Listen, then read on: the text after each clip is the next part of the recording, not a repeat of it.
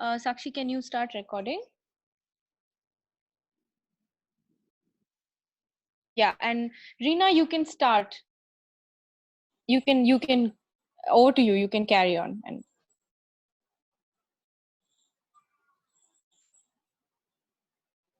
Reena, Okay. uh, Hello. Thank you, yeah, Anjan. Thank you. Sorry, my yeah, mic was on. yeah. Yeah. That's Okay. fine. Thank you so very much for giving me an opportunity to talk, firstly. And then, secondly, I hope that my idea, I can share my idea in such a way that everybody gets the gist of it rather than making me sounding very technical. So I'm going to talk a little bit about and I'm going to talk a little bit about distributed morphology. I think with everyone, distributed morphology might be a little familiar. However, with OT, I'll take a little bit of time and I'll go very slowly. So let me begin my talk with the justification of why I'm using the term morphosyntax and morphophonology and what do I mean by well-formedness. I'm using the term morphosyntax because the information of what is a root and what is an affix, or what theoretically is termed as a functional item, it's going to play an important role in my analysis. And secondly, the information of whether a morpheme is bound or free is also going to play an important role. Hence the reason why I've used morphophonology. And by well-formedness, it just means that a construction has complied to the theoretical or to the rules and regulation that the grammar of a language has imposed. So to begin my talk, what happened? It's frozen. Okay, there we go. Okay, so there are two theoretical bases that I have taken over my work. The reason why I've chosen this theory is because these are the theories wherein the interfacing between the views of the grammar have strongly come out or strongly come out or strongly been projected. First is the theory which is known as the prosodic hierarchy theory, and this is a theory which Mairaba had also mentioned about in his talk. And in this theory, what the proposal is that the phonological units are divided into domains, and the domain which is bigger than the prosodic word would have or would derive information from other modules of the grammar. And Shelcock, as cited over here, is one of the main proponents of this idea that whenever we are trying to determine a phonological domain, the structural information is going to play a crucial role. This is from the phonological side of the phonological perspective. From a construction perspective, distributed morphology is a theory which actually says that the structural information or whatever after syntax would have some say in how the phonological exponents will come about. This is because the phonological exponents of a construction is introduced after narrow syntax. So in distributed morphology, there are two crucial elements or two items that play a role. One is the root, and the second is a functional item. Note that in root, the theory proposes that it has some underlying phonological representation, whereas with functional morphemes, there are no phonological representation, but they do have syntax semantics feature. And a brief about how the distributed morphology, the mechanism in distributed morphology works. First, whatever enters in the syntax are the featural nodes, which are either the root or the functional item. Then we have the syntactic operation, and once the syntactic operation is done, it's sent off to the spell out, and from there the PF picks up and then puts on the phonological exponents. Now, coming to the story of Metilon, what is the issue at hand over here? So as Mairaba also had mentioned in his talk, there are phonological processes in Metilon which applies in certain construction and which does not apply in certain construction despite having the required phonological environment. So this presents an interesting puzzle.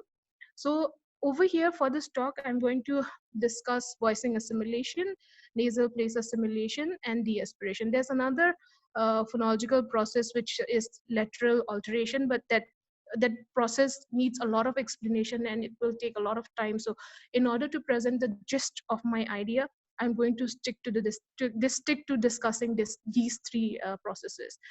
And the main argument that I want to propose, or that I have been arguing, is that the unsystematic, or the quote unquote apparent unsystematic nature in the application of these processes is due to the morphosyntactic configuration that the processes are co-indexed with. So with this information in mind, I'll quickly mention how am I going to structure the talk. Firstly, I'll show you how only a phonological analysis is not enough to account the processes. Second, I'm going to talk about what is the domain for the application of these processes, and hint is the prosodic word. And I'm going to talk about what is the mechanism for deriving or determining a prosodic word in Metalon. And lastly, I intended to talk about the seeming, there again is the question, or the puzzle becomes more interesting in case of nominal domain. However, I feel that I won't have much time for this, but anyways, I'm open to discussion and we can have a talk about it. So, and I'll focus on the first 3 points. The last point, I'm a little unsure um, because of time constraint. Yes. So we have seen in last talk that there is a process for voicing assimilation. I'm over here in what I'm going to say is that it's not just voicing assimilation. I would rather identify this process as agreement in voice feature, because it's not the case that the onset of a suffix would always have to alter into a voiced obstruent. It's the case that whatever is the voiced feature of the preceding sound, that is the coda of a root, the onset of a suffix has to agree in the voicing feature of that. You can see this in example 1 and 2, wherein the voiced part is highlighted in red. By this I mean wherein the voiceless is changing into a voiced one. And the second part I have highlighted in green, wherein because there is a voiceless obstruent present in the coda of the root, the onset of the suffix remains voiceless. So, and I'm illustrating it for all the obstruents present in the language, which is per, ter, and k. In addition to voicing assimilation, we have another process, which is the place assimilation of nasals. This process is it's interesting and it's different from the other processes, because this is the only process in which the trigger is in a regressive manner. What I mean to say is that the trigger is from the coda of the second item, and the changes is onset of the second suffix, and the alteration is in the coda of the first item.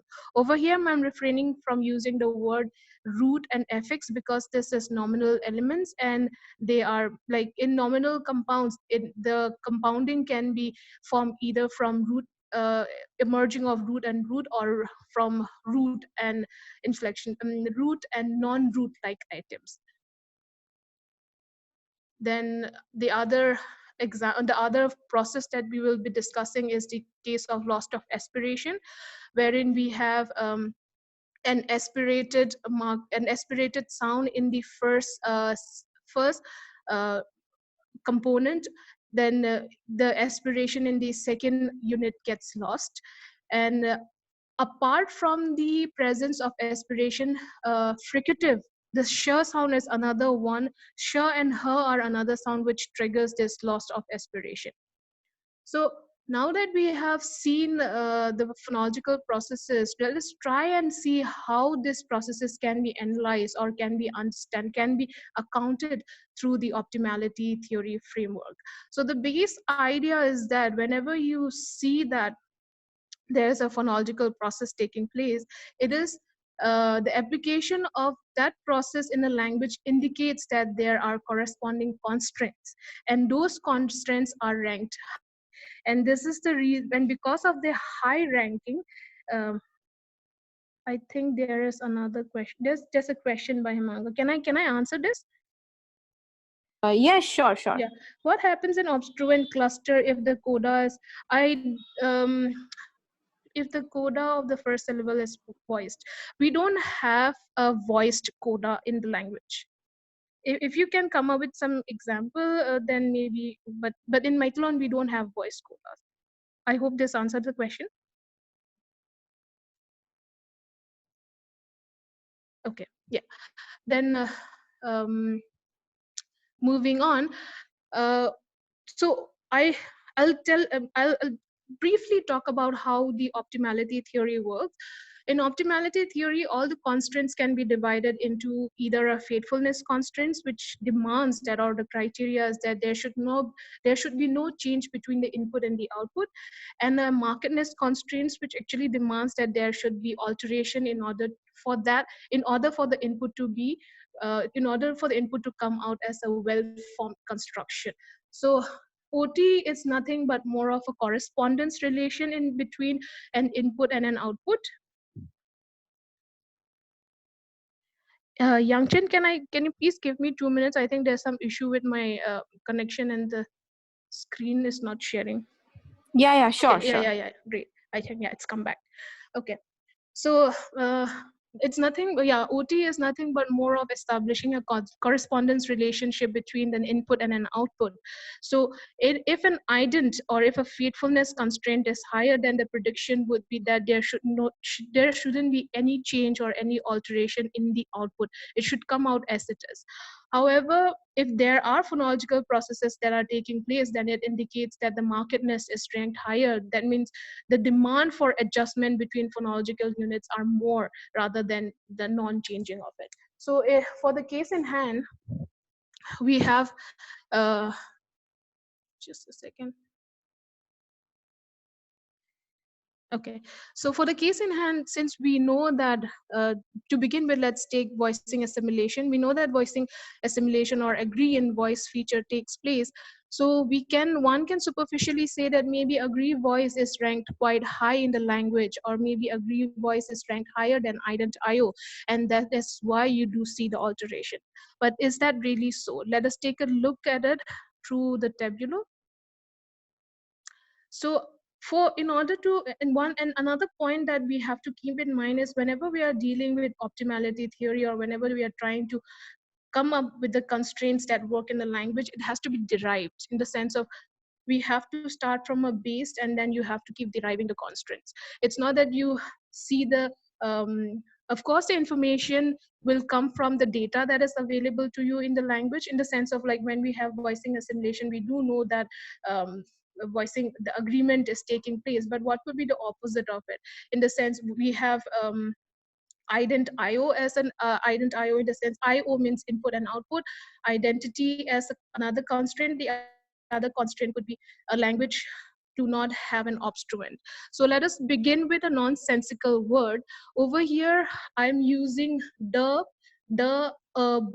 because all the segments in this example agree in voice. So and Prince and Smolensky, they have come about with this notion of richness of the base, through which they actually argue that all inputs are possible in the language, but an input set by a grammar is based on the language particular ranking of the constraint. So now that we have talked about ident IO and agree voice, let us try and see which of this constraint is ranked higher with respect to one another. So I have put two tables. In one table I have made ident as the higher one, and I have made agree voice as the higher one in table 2. So when we look at the input or input double, the first candidate we will always come out with as the completely faithful candidate. So this candidate will not violate the constraint of ident IO, as well as it will not violate the constraint of agree voice, because they all agree in voice feature. At the same time, there is no alteration. However, when we come to candidate B or candidate 2, sorry, then the moment we see the alteration from the to the, which is an alteration from a voice to a voiceless, there has been an alteration in the input, and that is why we will mark as one instance of violation that has been incurred. And similarly, in case of agree voice constraint, we will again mark one instance of violation, because there is no, the agreement between the t and the schwa is a mismatch, and that goes for table B as well. And in candidate C, we will see two instances of violation in ident IO, because we do have an alteration of t from the, and we do have an alteration of p from b. But whatever, so then in the optimal candidate that surfaces in an optimality theory is the candidate which incurs the least amount of violation. All candidate would and can incur some sort of violation, but the optimal one will be the one which has the least number of violation. So looking at the table candidate 1 would have been predicted to be a possible outcome in the language, because this is the only candidate which does not incur any violation of both agree voice at the same time ident IO. Yeah. Now, since this predicts like this goes against the prediction, in the sense voiced obstruent is systematically blocked from the language, and this is strongly seen in case of inflectional items. And if we have another instance, or another table wherein we start taking star obstruent voice as one of the as one of the constraint, then we do see that the output which is present in the language is predicted as the optimal output, which is the second candidate in table A. Would you like me to go through the table as it, or can I skip this part? Uh, you can go through the table. It's fine. We have we have time. Yeah. Okay, great. So over here we have taken an input wherein both the segmental units agree in voice, right? Because b is a voice obstruent and being a vowel is voiced. So then we would expect, if at all star obstruent voice is a constraint which is ranked low in the language, then we would see the surfacing of ba in the ba as a phoneme in the language. So over here we have a completely faithful candidate a faithful candidate in table A, candidate 1, and this incurs a violation of star obstruent voice, right? But then it does not incur any violation in case of ident IO, because both there is no alteration whatsoever from. I'm really sorry, but my network is. Yeah, is it sharing? Yeah, we can see it now, Reena. Okay, Don't okay, worry. yeah. Yeah. Okay, yeah. But in case of ident IO, we don't have any sort of violation that takes place. That in any violation in case of the constraint. However, in candidate B, we do see that. We do see that star obstruent voice is not violated, because this input or whatever the possible input does not have a voiced obstruent, but it incurs the violation of ident IO. And in table B, we have B, wherein if we assume that ident IO is, oh my God, this internet is really bad. Yeah. Okay. Yeah. So in case of table B, we have the input B, but since ident IO, we have ranked ident IO as the higher constraint and star obstruent voice as the lower constraint, and candidate one is the output which does not violate a higher ranked constraint, right? So are we understanding the point? That's okay, let me just simply state that in table 1, what I'm trying to show is that we assume star obstruent voice to be ranked higher, and in table B we are assuming ident IO to be ranked higher. And the okay, again, there we go. And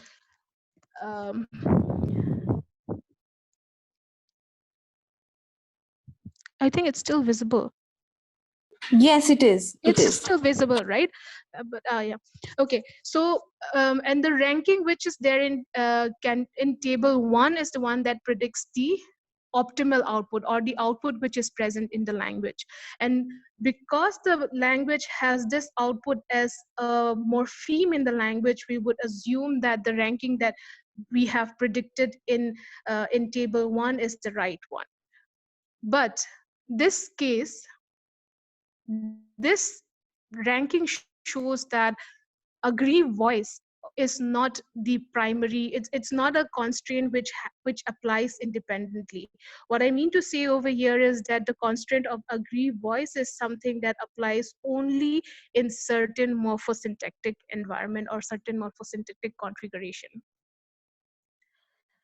Yangchen, you'll have to give me 2 minutes again because the screen is it's frozen. Yeah, sure. No problem. It's okay.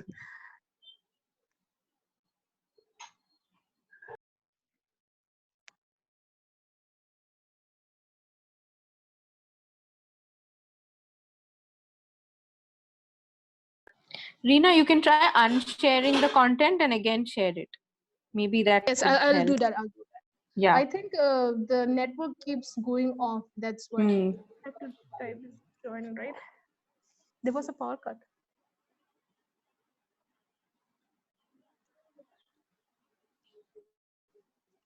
Should we do a hotspot then? How do we do this then? Yangchen, I think you might have to. Yeah, you might have to share this. Yeah, you can email it to me. I have already. I have. Okay. Yeah. I have the document. It's emailed. Yeah. Then Inakshi, can you share it? Give me 2 minutes. Yeah, Okay. sure. In the meanwhile, I'll also try my best because I'm trying to do it use a hotspot rather than the Wi-Fi.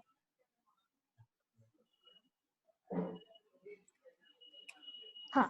So we've got the current back, but Inakshi, I would request you to please be ready with the slides so that you can share it on my behalf whenever we have a power cut. Not a problem. Don't worry. Okay, thank you. Okay, so okay, just focusing on the problem or the point at hand, we have what I'm trying to show is that voicing agreement is co-indexed to a certain morphosyntactic configuration, and a stronger evidence or more evidence for this claim comes from the fact that we do see voicing agreement only between morpheme boundaries of a derived domain, and the process is confined only to the onset of the suffix rather than the roots. So, and this is shown in example 7 and 8, wherein the alteration of of the onset in the root will lead to an ungrammatical construction, and or the alteration of the of the coda in the root will lead to an ungrammatical construction. Similarly, I will not go into the constraint deriving part of nasal place assimilation and loss of aspiration, but like how we have derived that a voice agreement or agreement is voice is co-indexed to certain morphosyntactic environment, we can do the same for nasal place assimilation and deaspiration by observing or analyzing how these constraints are ranked in the language. Now, the interesting part is that this co-indexation also needs to be looked from a structural point of view, because there are constructions wherein voicing assimilation fails to apply, and all the processes, in fact, voicing assimilation, nasal place assimilation, and loss of aspiration, we fail to see the application of these processes. For example, in example 9, this is an example which Mairaba had also shared. So we have per remaining as per in example 9, and we have ter remaining as ter in example 10, and then we have the non-alteration of nasal place in 11, wherein na remains as na, and we have the non-alteration, again the non-alteration of nasal place, and retaining of aspiration in the second item of a word, and similarly retaining of aspiration in the second item of a word. Okay, so now that we have looked at the empirical data, what the question that we can ask at this point is, what is actually the domain, or what is the domain wherein this phonological processes takes place? Now, I believe there's a question. Yes, Reena, if you would you like me to read it, or are you reading it? What happens? Yes, I am. Yeah, you what can go. happens in Pigbo? No, there will not be any items, or there will be no linguistic unit wherein we have this similarity in the agreement feature. It will just remain as pikpa or pikpo, like if we take a nonsensical word. I hope this answers the question.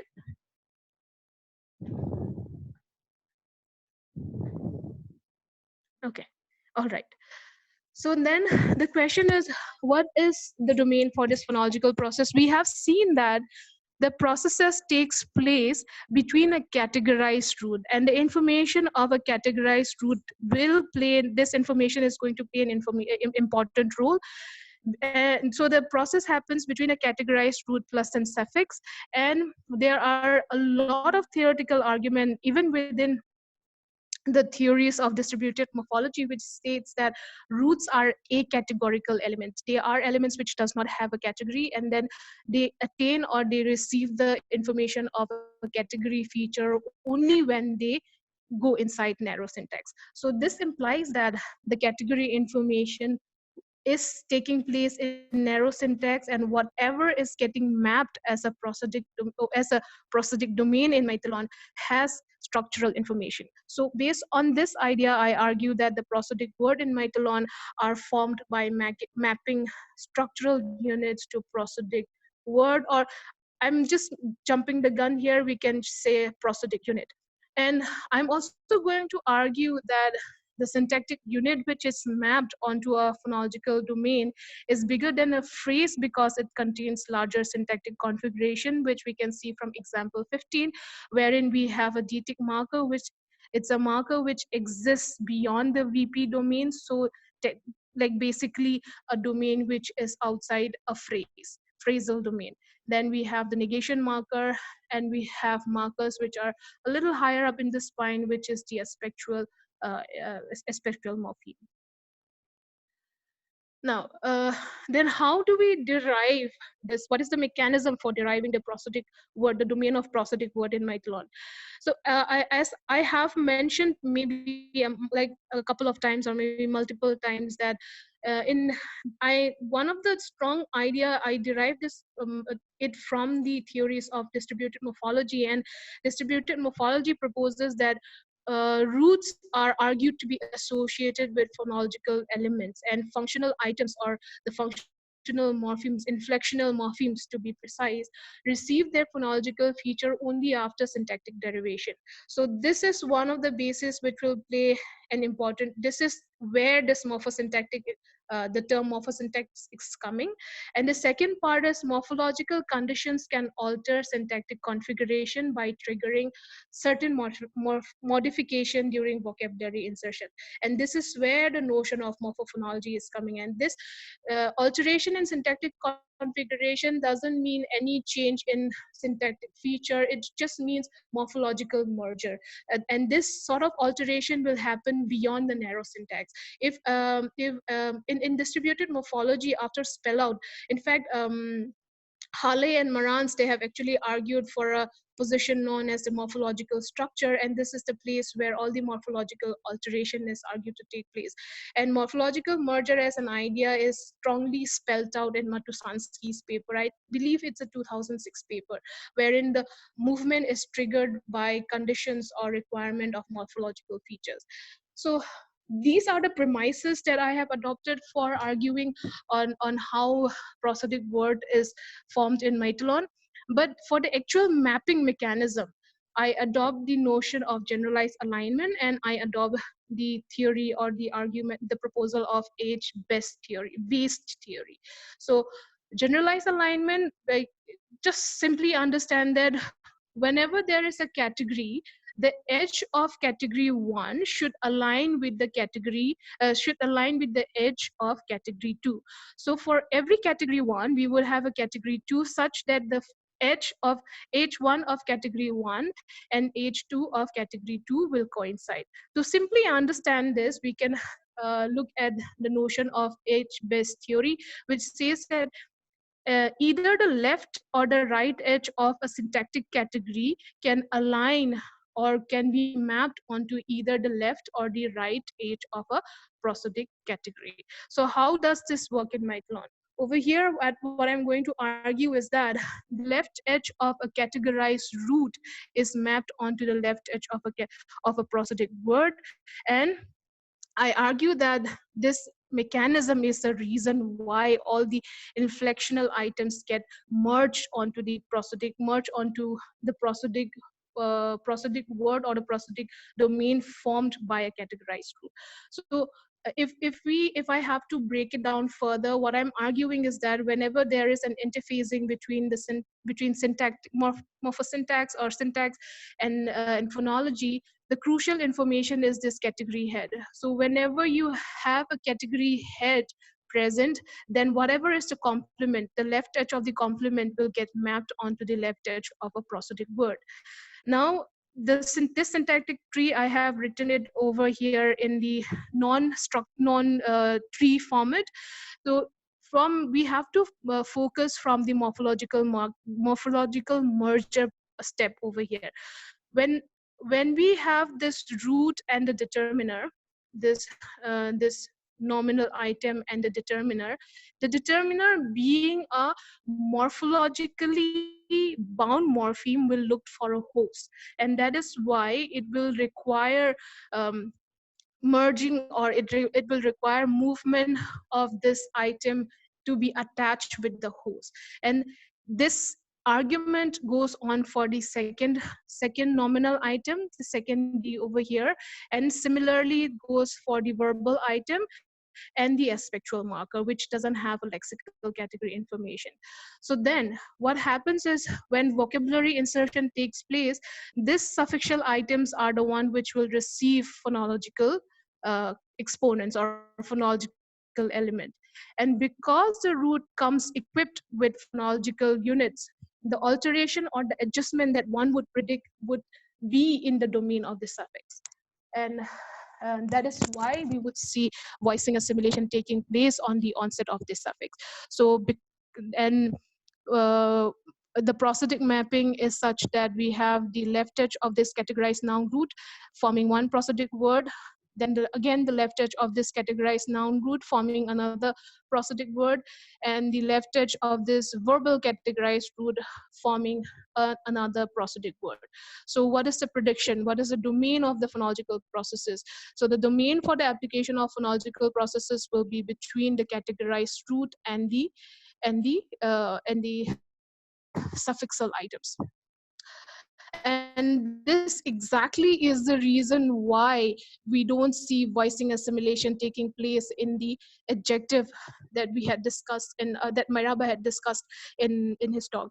Of course, this is a structural and an OT based analysis, and his is more of a metrical based analysis. So I really don't know how the metrical system works. That's why I will not say that his analysis, whichever analysis is right, but what I'm trying to show here is just a perspective or my version of why this voicing assimilation fails to take place. I hope I have made up, is it clear of why the ter remains as a ter despite being preceded by a vowel? Is it understandable to everyone?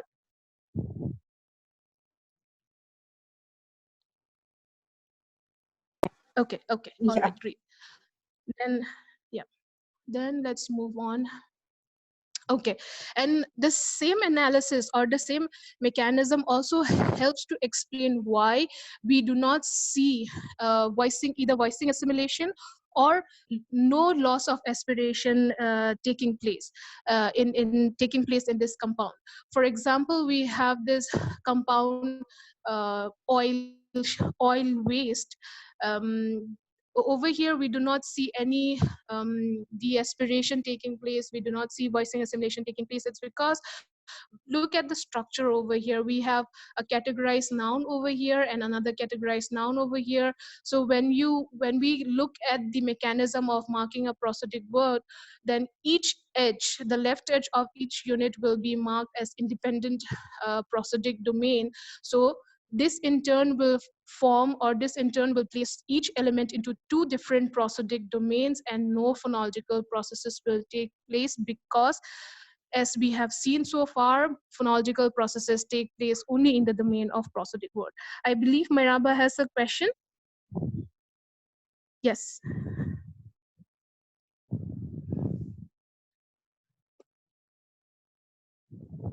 Yangchen. Hello. Hello. Yeah. Hi, Miraba. Hi, Reena.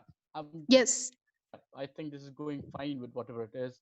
Analysis seems to be working the same, but except for when you actually that was what I wanted to ask. Which suffix?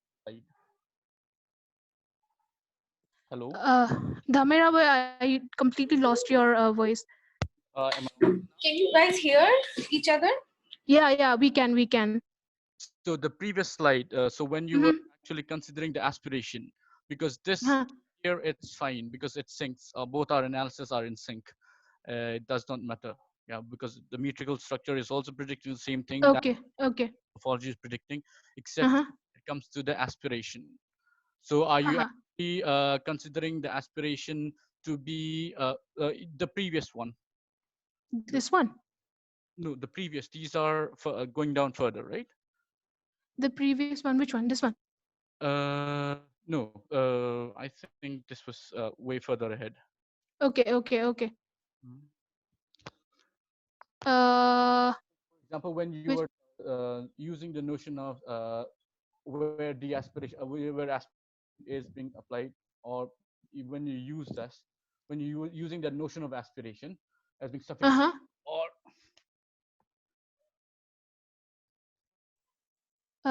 I think the notion. Are you trying to look for an example over here? The key.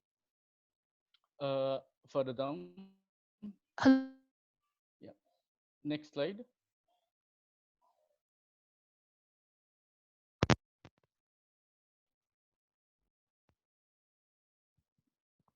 Hello.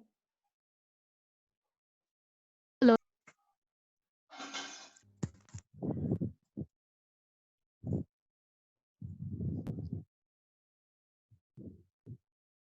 Hello. Hello. Hi, I'm so sorry. I also seem to have some I know. network issue today.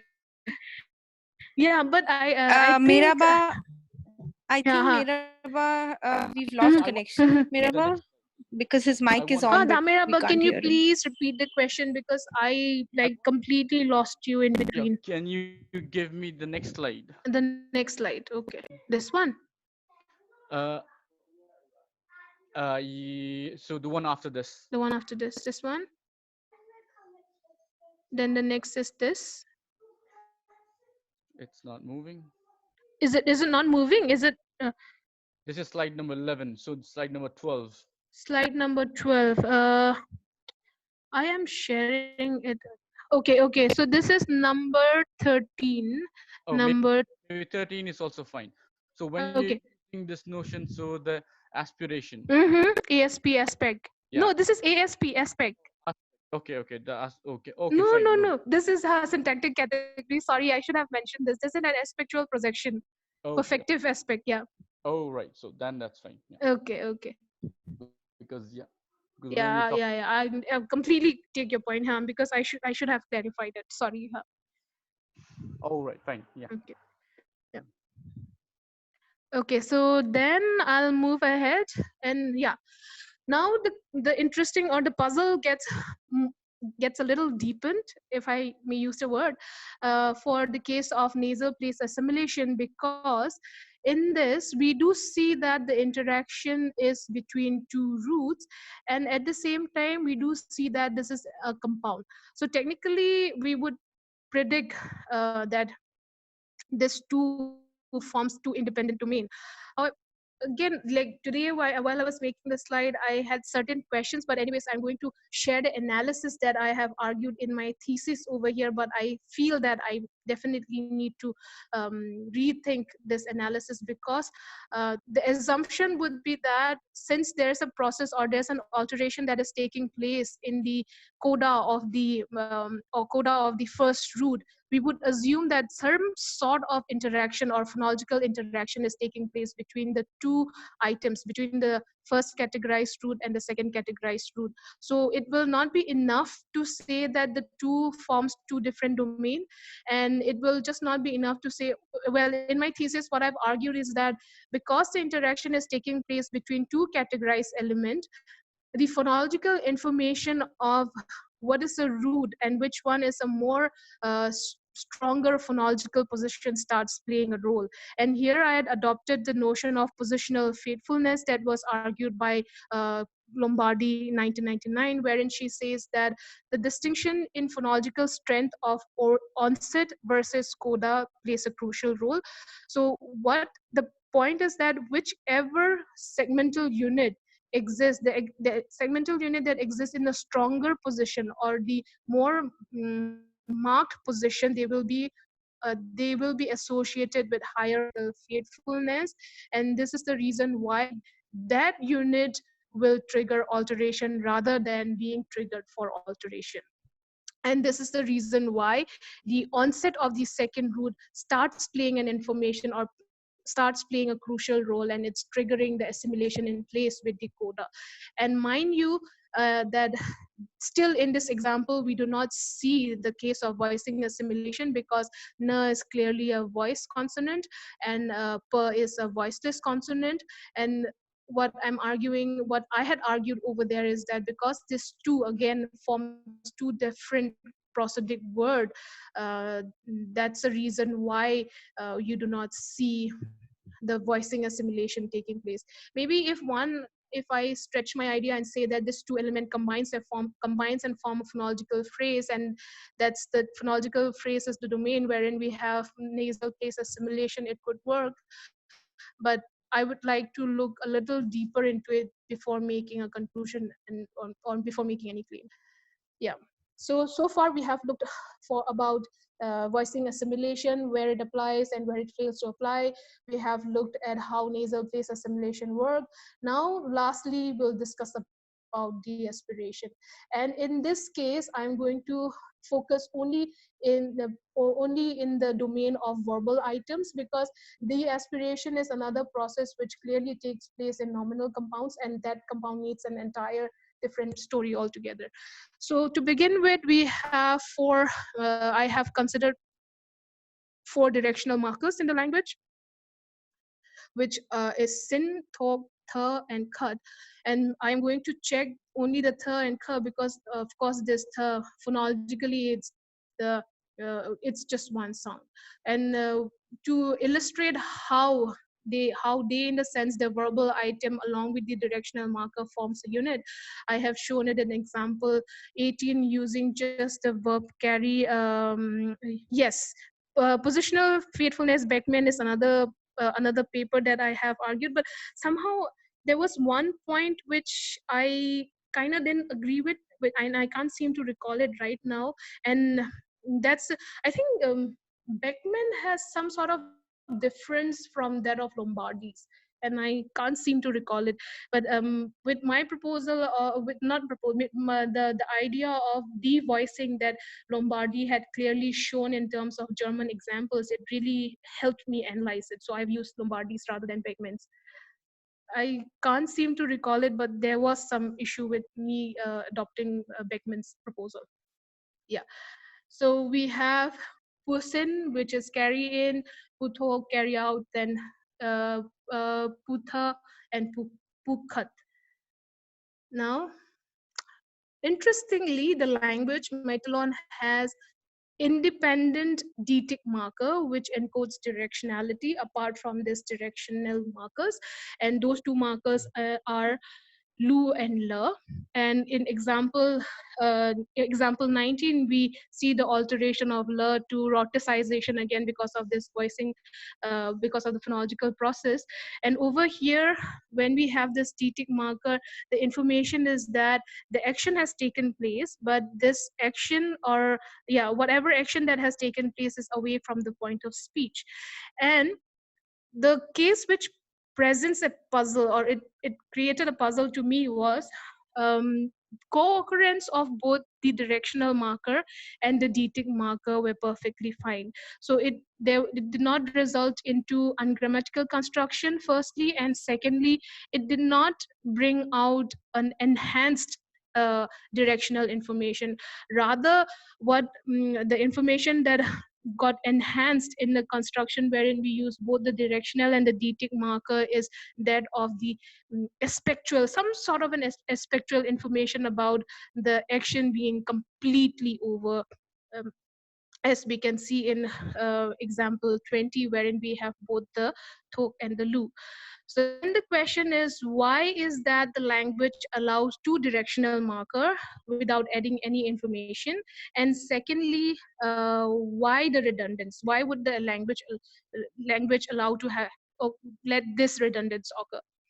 So while trying to understand the difference between the detic marker and the directional marker, the first thing that I went exploring was to understand how these two markers differ in their position with respect to the verb.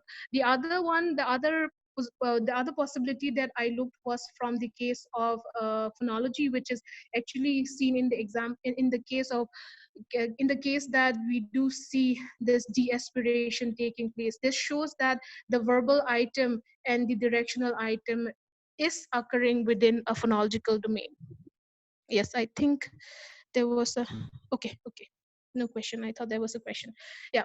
Now, so for the test case, what I have done was I started placing the causative marker, which actually Butt and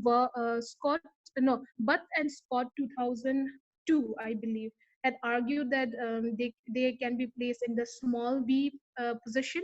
So when I looked at it, the directional marker has to occur next to the verb. It cannot be intervened by the causative marker. However, in case of detic marker, you can see that the detic marker can intervene between, sorry, the causative marker can intervene between the directional marker and the detic marker.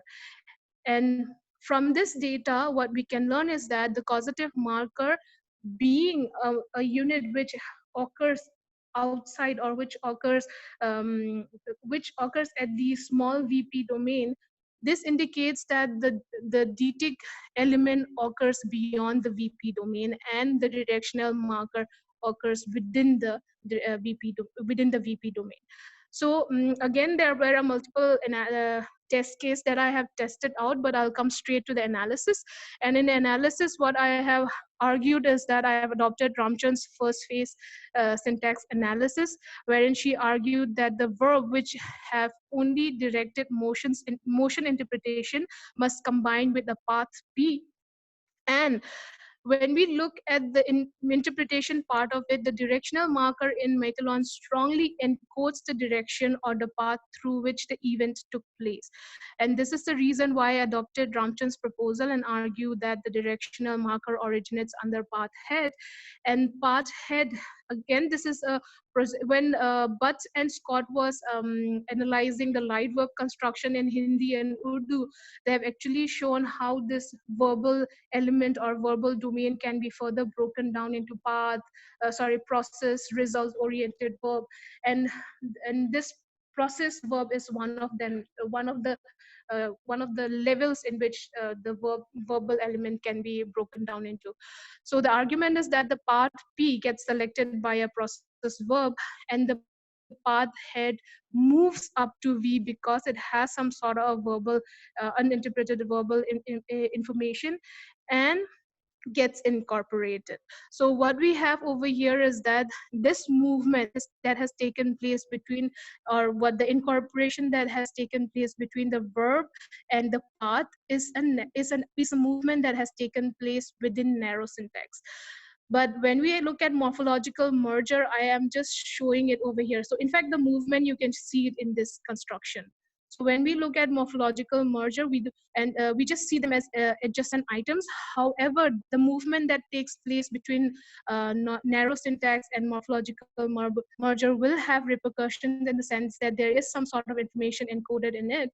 And because this information is encoded, when we are looking at the mapping or the construction of prosodic word in the language, they are interpreted as one item and they get read as a single unit rather than two units, and that is why you see the application of deaspiration.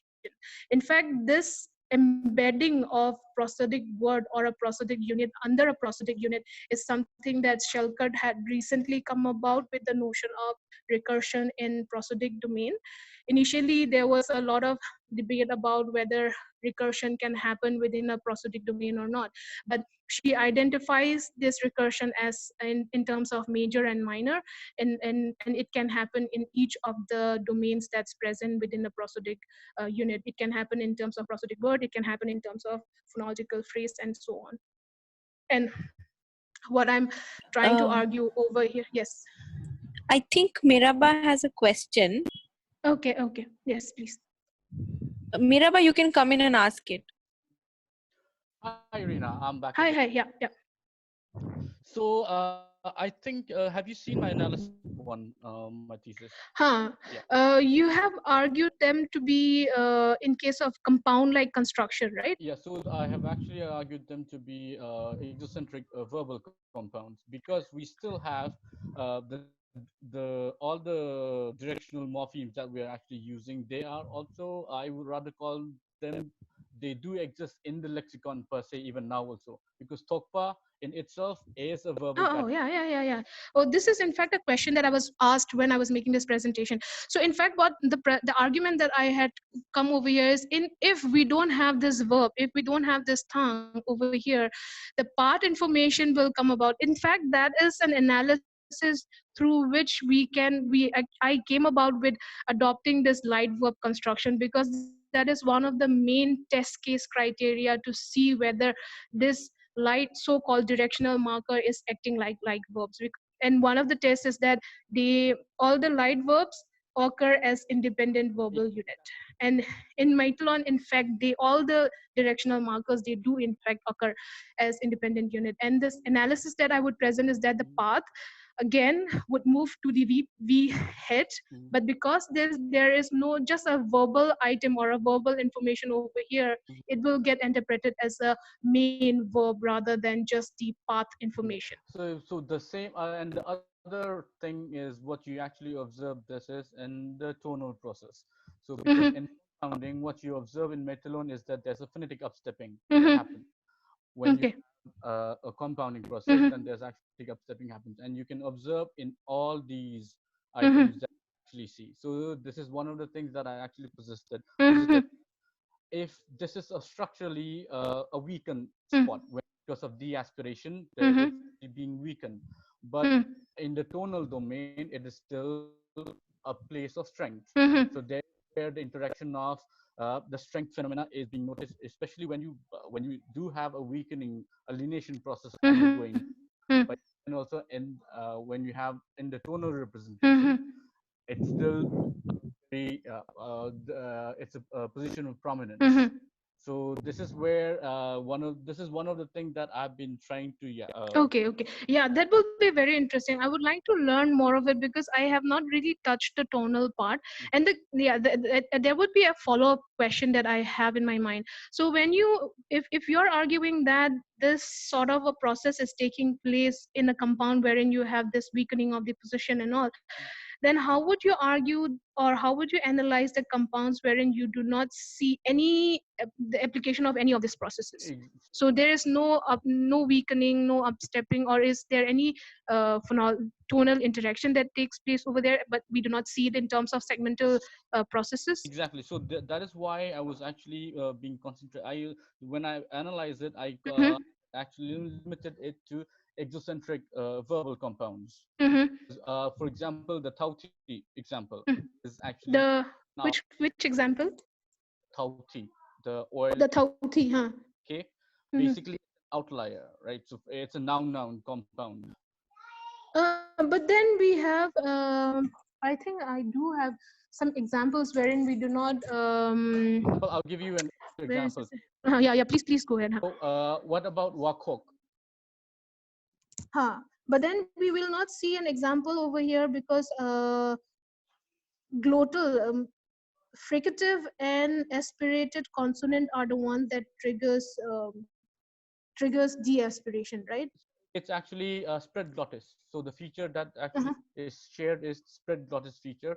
When you have a spread glottis, OCP comes into play, and what happens is the layman rules. So both of them cannot have the same feature, so one gets dropped. So it's obligatory control principle. Okay. Basically that. The OCP principle, right? Okay, yeah, but please carry on. Okay, yeah. We can have this discussion. In fact, there are so many things that we can discuss also. Anyways, yeah. So, okay. Till now, anyways, I'm coming towards the end of my talk. All I'm trying to say is that I am conditioning or I am correlating or co-indexing the application of these processes with specific morpho-syntactic configuration. However, the story becomes much more messier, much more puzzling in terms of nominal compounds, and that would have created a lot of diversion, because even though in the core of it, in my analysis, I have argued that the puzzles are all triggered by structural configuration, but over there we would have to take in a lot of accounts into what do we mean by an exocentric compound, and how are exocentric or endocentric compounds argued to be generated as a process, if at all the process is what do I say, the process is merging between two uncategorized root and then later getting category, because we have examples such as 22 wherein the root information of the second item is getting lost. However, in case of the example that we have discussed about Thauti, the root remains as it is, and we don't see any phonological processes taking place, and the puzzle becomes again interesting in case of examples like we have this construction as Sengao or Pus, wherein it's not really two categorized root that comes about, but it's more of a phrasal item that through which this compounding element has been derived. So yeah, I would not go into it, but if there are any questions, if there are any suggestions, please give it to me and then we can discuss more about it. Thank you. Reena, thank you so much for the talk. Am I audible? Hi, if anyone has questions, please bring them in now. Any additional questions? Miraba, you have your hand raised. Do you want to discuss what you and Reena were discussing? Okay, he's put down his hand. I guess then no one has questions right now. Reena, maybe you can share your email. Yeah, Miraba says you guys will have a discussion about it definitely. later. Yes. Reena, you can. Does your first slide have your email ID? No, I don't. Maybe you can type it out in the chat box, and if anyone has questions, they can always email you, right? Yes, definitely. Please do. We have a comment from Professor Datta. He says, in some contexts, positional faithfulness gets violated, whereas some examples support the dictum. What's your stand on that? Yeah, exactly. So what I'm arguing is that positional faithfulness or any sort of and the conditions are wherein phonological information starts playing a role only when there is an interaction between two equal morphosyntactic items. So whenever you don't see, whenever there is an interaction between a root and a suffix, there has been a lot of theory or a lot of discussion that has gone about the asymmetry between a root and an affixal item. Then at that point in time, I don't think positional faithfulness and the likes of it would play an important role. That is what I believe. I may be wrong.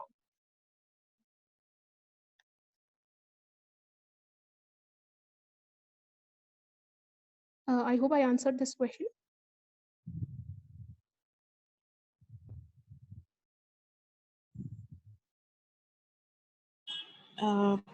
Yes, I guess you.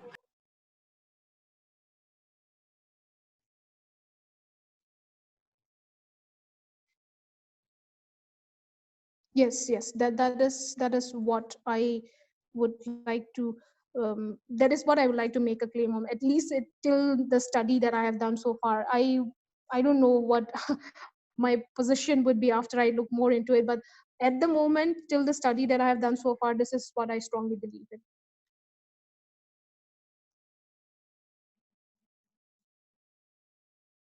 Okay. Loan phonology again is something that I have not looked at. Firstly, because I wanted to understand what was happening within the non-derived, like the underived domain and the derived domain. And if I had put in loan phonology, then it would have um, like complicated the storyline a little bit. Maybe I can start looking at it now.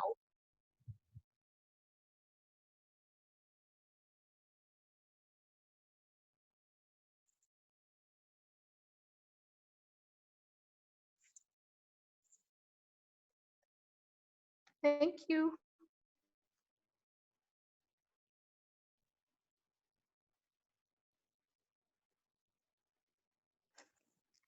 Of course, Azaspi, we can have. I'm also still a OT student, but whatever I understand, we can have a discussion on it.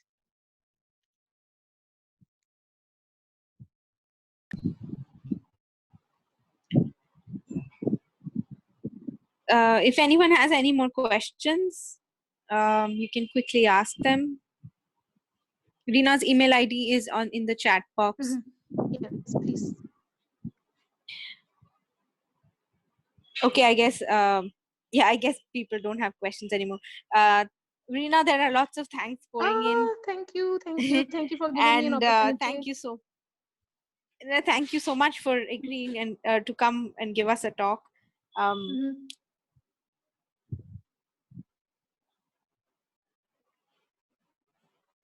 Okay, so I guess we are we're at the fag end of the talk. We are winding up.